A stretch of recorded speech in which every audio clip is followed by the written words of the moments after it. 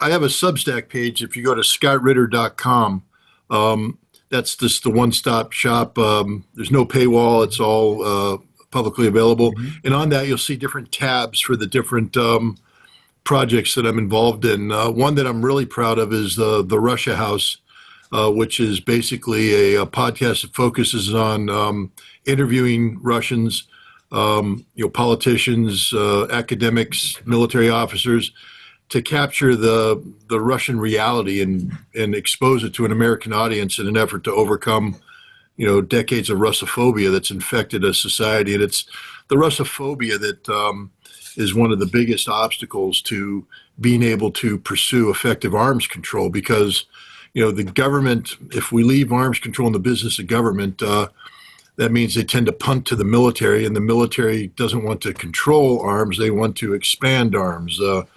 They're, not a weapon that they have. They don't want to try and find a way to use.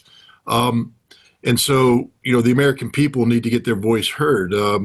I cite as an example of the success of this, the 1982 million-person march in Central Park, June of 1982. 1 million people came together to promote the idea of nuclear disarmament, to say no to nuclear war. This was at the height of Right.